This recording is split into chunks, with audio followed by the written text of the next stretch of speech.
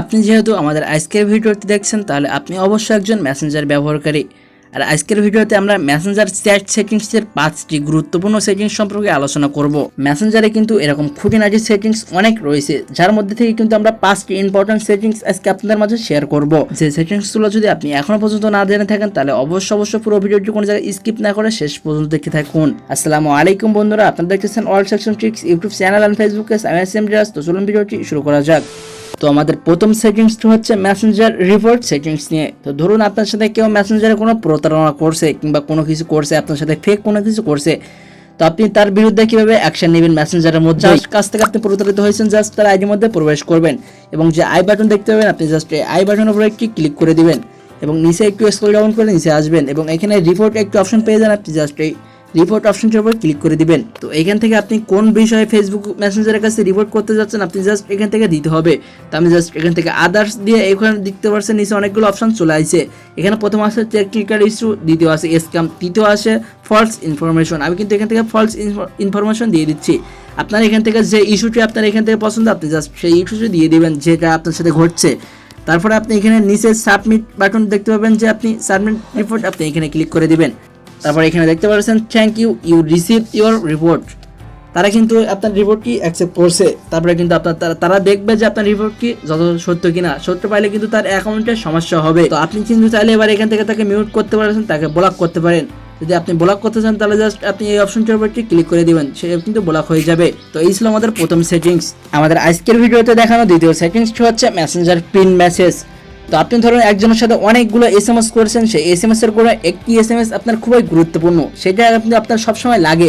তো সেই এসএমএসটি আপনি কীভাবে সংরক্ষণ করবেন মেসেঞ্জারের মধ্যে, তার জন্য যে এসএমএসটি আপনার সংরক্ষণ করা প্রয়োজন পড়বে আপনি জাস্ট সেই এসএমএস এর উপরে চাপ দিয়ে ধরে রাখবেন।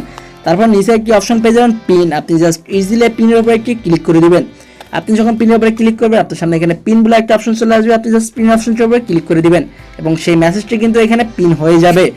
তো এই পিন হয়ে যাওয়ার পর আপনার কিন্তু সেই মেসেজটি আজীবনের জন্য থেকে যাবে। তো এই পিন করা মেসেজটি পুনরায় আপনি কিভাবে দেখবেন, তো পিন করা মেসেজটি দেখার জন্য আপনি জাস্ট আই বাটনে ক্লিক করবেন এবং একটু স্ক্রল ডাউন করে নিচে আসবেন এবং এখানে একটি অপশন পেয়ে যাবেন ভিউ প্রিন্টেড মেসেজ। আপনি জাস্ট ইজিলি এখানে ক্লিক করে দিবেন এবং এখানে কিন্তু সেই মেসেজগুলো এখানে থাকবে। আপনি একের অধিক মেসেজ কিন্তু পিন করে রাখতে পারেন। তো মেসেঞ্জার আপনার যদি এরকম কোনো ইম্পর্টেন্ট ইনফরমেটিভ কোনো কিছু থাকে তাহলে আপনি অবশ্যই এভাবে পিন করে রাখতে পারেন।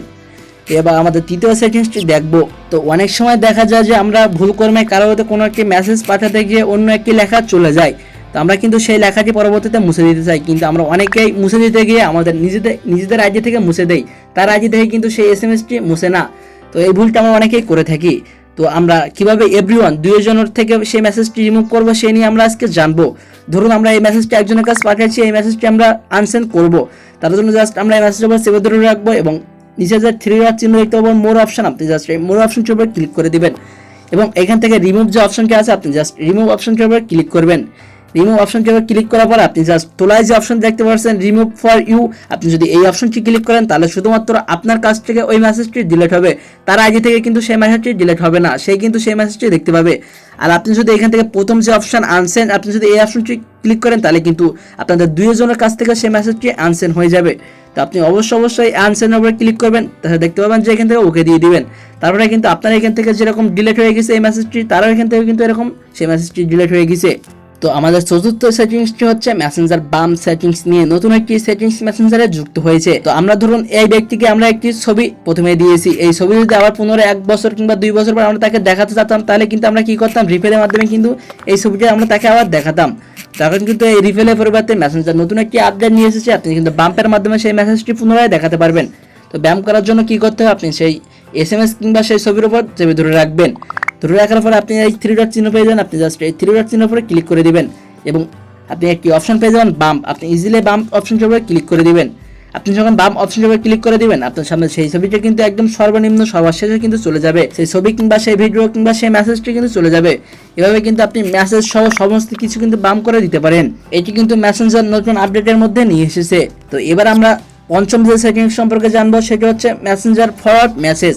ধরুন কোনো একটি মেসেজ আমাদের কাছে একজন দিয়েছে, সেই মেসেজটি আমরা চাচ্ছি যে অন্য আরেকজনের কাছে দিতে, তো আমরা কি করে কপি করে কিন্তু তার আইডির মধ্যে যে পেস্ট করি। এইটা না করে কিন্তু আপনি মেসেঞ্জার ফরওয়ার্ড সেটিংসের মাধ্যমে সেই ব্যক্তিকে দিতে পারেন। তো ধরুন আমি এই এসএমএসটি অন্য একটা আইডিতে দিব, তো আমি কি করে, আমি জাস্ট এই লেখাটার উপর সেভে ধরে রাখবো এবং নিচে থ্রি ডট চিহ্ন পেয়ে আমরা জাস্ট থ্রি ডট চিহ্নের উপর একটি ক্লিক করে দিব এবং এখান থেকে যে ফরওয়ার্ড অপশন আছে আমরা জাস্ট ফরওয়ার্ডের উপর ক্লিক করে দিব। ফরওয়ার্ডের উপর ক্লিক করার সাথে কিন্তু আমাদের ফেসবুক ফ্রেন্ডস যারা আছে, মেসেঞ্জারে যারা যুক্ত আছে সবার আইডি কিন্তু এখানে চলে আসবে। এবার আমরা এখান থেকে এই মেসেজটি যাদের আইডিতে দিতে যাচ্ছি জাস্ট আপনি জাস্ট এই সেন্ড বাটনে ক্লিক করে দিবেন। আপনি যারা আইডিতে সেন্ড দিয়ে দিবেন তারা কিন্তু এই মেসেজগুলো চলে যাবে। আপনি একাধারে কিন্তু সকলে হতে এই মেসেজগুলো দিতে পারবেন, 10 জন 20 জন 50 জনও কিন্তু এই মেসেজগুলো দিতে পারবেন আপনি এক ক্লিকেই। তো আপনি অবশ্যই মেসেঞ্জার ফরওয়ার্ড সেটিংসটার উপকারিতা নেবেন। তো এই ছিল আমাদের আজকের ভিডিওতে দেখানো চ্যাট সেটিংসের 5টি গুরুত্বপূর্ণ সেটিংস।